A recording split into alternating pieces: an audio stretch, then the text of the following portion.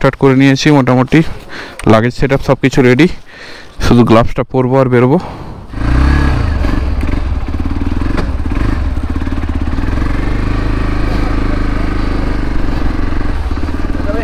चलो दादा आते हैं फिर मिलेंगे।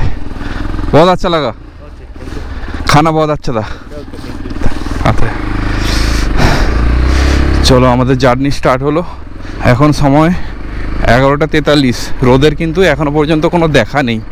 এখান থেকে কোলাখাম বেশি দূর না, তো সিলেরিগাঁও থেকে কোলাখামের যে হোমস্টে আজকে আমাদের বুকিং আছে তার ডিস্টেন্স মোটামুটি ওই 32 কিলোমিটার মতো। এবার পুরো 5 কিলোমিটার এরকমই অফরোড। তো আজকে বিজয়দাকে খুব মিস করছি, দাদা একা বেরিয়ে গেছে। দাদা আজকে ফোন করেছিল একটু আগে, দাদা মোটামুটি ডালখোলা পেরিয়ে গেছে।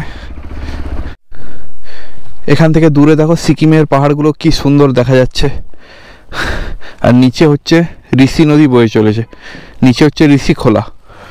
আর এই দিকটা থেকে এই কোনটার দিকে হচ্ছে পেডং গ্রাম। পেডং থেকে একটু উপরে এসে ডান দিক নিলেই তোমরা পেয়ে যাবে হচ্ছে সিলেরিগাঁওয়ের রাস্তা।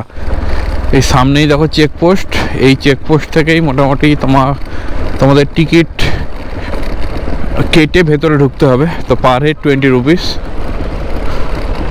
জাস্ট এই টার্নিংটা ঘুরলেই নিচে পেয়ে যাবো টারমেক রোড, আর বাম দিকে গেলে পেডং। আমরা সোজা নিয়ে নেব লাভা রিসোর্টের দিকে। এখান থেকে লাভা 16 কিলোমিটার, পেরিপেক্ষি 39, ডালিম 52। তোমরা যারা এই ভিডিও থেকে দেখছো তাদের বলি তারা আগের এপিসোডগুলোও দেখে নিও, তাহলে আমার যে এই সিকিম প্লাস নর্থ বেঙ্গল দুটো যে ট্রিপ চলছে সেটার সঙ্গে ভালো কানেক্ট করতে পারবে। তো এই ভিডিওটা দেখার পরে তোমরা একদম ফার্স্ট এপিসোড থেকে দেখতে পারো।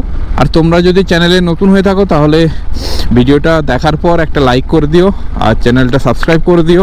ও ভাই সাহেব কি লম্বা পাইনের জঙ্গল ভাই, ও পুরো লামাহাটার মতো লাগলো ব্যাপারটা। প্রথমে লাভা আর 12 কিলোমিটার বাকি এখান থেকে।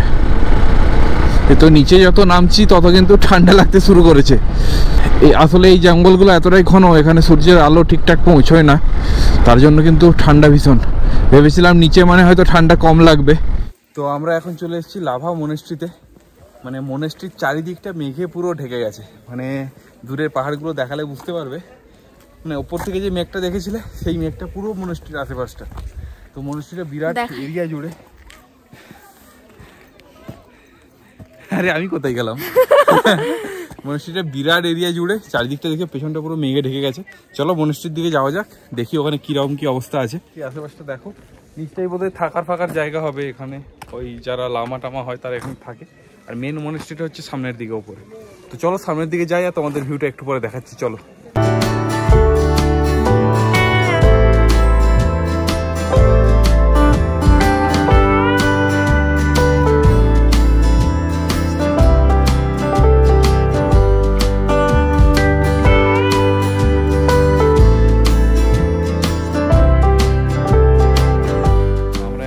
মনেস্ট্রির ভেতর আছি। এখানে তো দেখছি যে ছোট ছোট লামারা তারা ভেতরে মনেস্ট্রির ভেতর প্রেয়ারে বসছে। তো মানে এখানকার যে মানে কি বলবো, যে ভাইবটা বেশ সুন্দর লাগছে, মানে তাই না? ওদের একটা ড্রাম বাজছে, এটা খুব সুন্দর। হ্যাঁ, ড্রামটা বাজালো, তার মানে হচ্ছে যে যেখানে থাকুক না কেন সবাইকে মনেস্ট্রিতে আসতে হবে। এসে এখানে ওদের মন্ত্র বলা বা কিছু শুরু হবে, সেটা ওখানে পড়া হবে। মেবি ওখানে ভেতরে মোবাইলটা অ্যালাউ নয়, আমি তবু বাইরে থেকে একটা ছবি ছোট্ট তুলে নিয়েছি।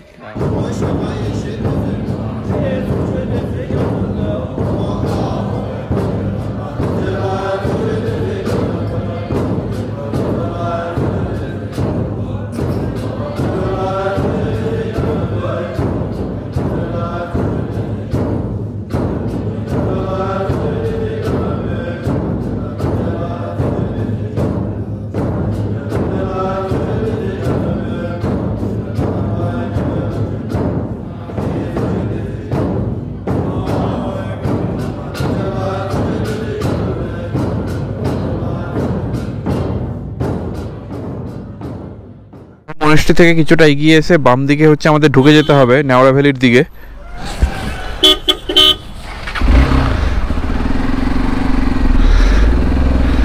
এইদিকে হচ্ছে ছাঙ্গিয়া ওয়াটারফল। হ্যাঁ ছাঙ্গিয়া এদিকে।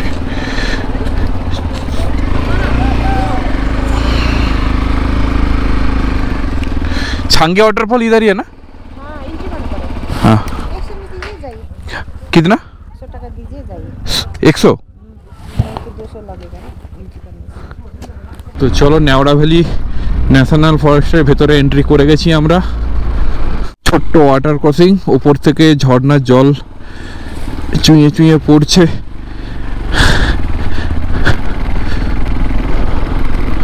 রাস্তার অবস্থা একই রকম সিলেরিগাঁওয়ের মতোই, সিলেরিগাঁওয়ের থেকে তবু একটু ভালো। এই দুদিন পুরো ফাটি অ্যাডভেঞ্চার করছি। সিকিমে যেমন রাস্তা ভালো পেয়েছি, এখানে তেমন রাস্তার অবস্থা খারাপ। এখান দিয়ে মোটামুটি 12-13 কিলোমিটার যেতেই ঘন্টাখানেক টাইম লাগবে, কারণ রাস্তার অবস্থা এতটাই বাজে। এখানে আবার ওয়াটার ক্রসিং, কোলাখাম, আর এখান থেকে 6 কিলোমিটার ঘন পাইনের জঙ্গল। পুরো আলো পৌঁছই না তো মনে হয় এখানে। ম্যাম বললো 14 কিলোমিটার।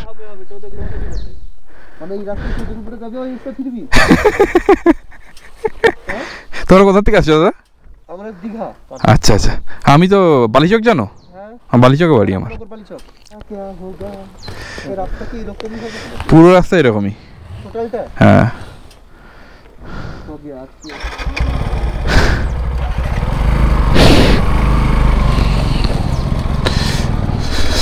এখানে মনে হচ্ছে ঠান্ডা হবে। এইরকম জঙ্গলের ভেতর তো কখনো থাকিনি, এটা একটা ভালো রকমের এক্সপিরিয়েন্স হতে চলেছে নেওড়া ভ্যালি ন্যাশনাল ফরেস্টের ভেতরে। আমরা কোলাখাম পৌঁছে গেছি। এখান থেকে রাস্তা মোটামুটি ভালোই। এত দূর পেরিয়ে এরকম একটা জায়গা ভাবাই যায় না, এরা কিভাবে যাতায়াত করে। তো ছাঙ্গে ওয়াটারফল সামনে, তাই আমরা কোলাখাম ছাড়িয়ে আবার ছাঙ্গে ওয়াটারফলের দিকে যাব।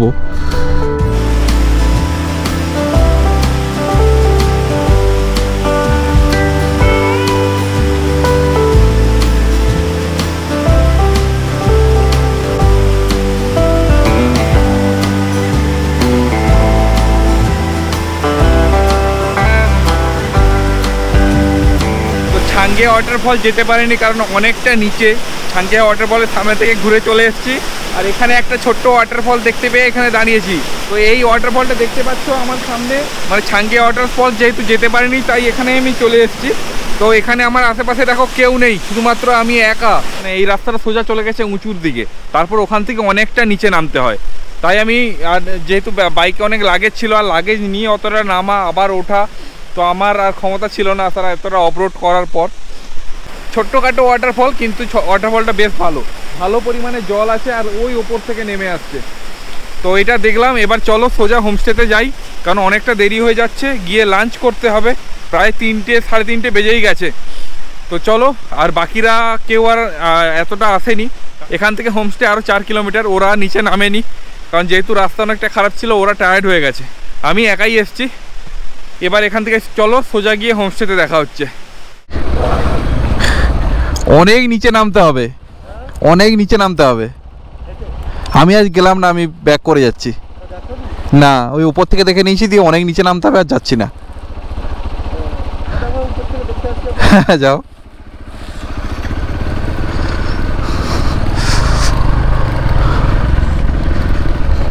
ব্যাগ নিয়ে যাওয়ার জন্য কি তোকে পাঠালো? নিয়ে তাহলে আমি জানি না। ধর ধর, পারবি নিয়ে যেতে? জল পড়ে গেছে, বোতল থেকে জল পড়ে গেছে। ছাড় ছাড়, পারবি না, অত ভারী পারবি না। চল চল চল।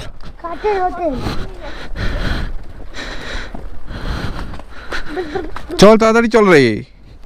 এই সাইড দে, সাইড দে, সাইড দে। আমার ভারী ব্যাগ আছে, আমার চলতে অসুবিধা হচ্ছে। সর সর সর। আরে সর তুই। আমি তো এতটা নিয়ে এলাম।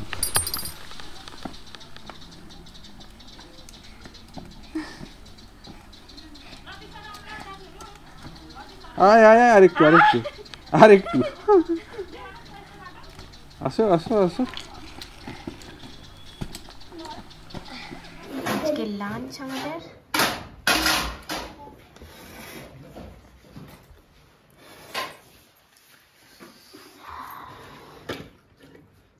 একটু গরম আছে, একটু পরে দেবে।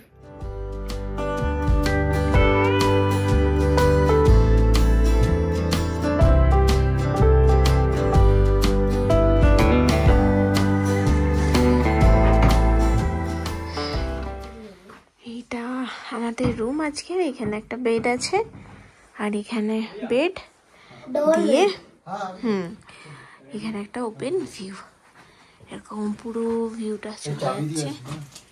এই একটা ভিউ দেখা যাচ্ছে পুরো। আর এখানে একটা মিরর আর আছে হচ্ছে এই যে ওয়াশরুম। ওয়াশরুমটা বেশ ক্লিন, বেশ পরিষ্কার।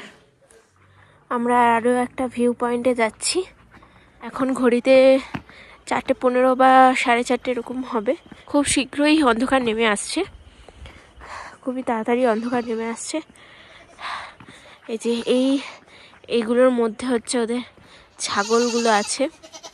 পুরো ওপেন ভিউ, মানে দারুণ দারুণ লাগছে। ভিউ পয়েন্টটা দারুণ, নিচের পাহাড়, পুরো শহরটাকে দেখা যাচ্ছে।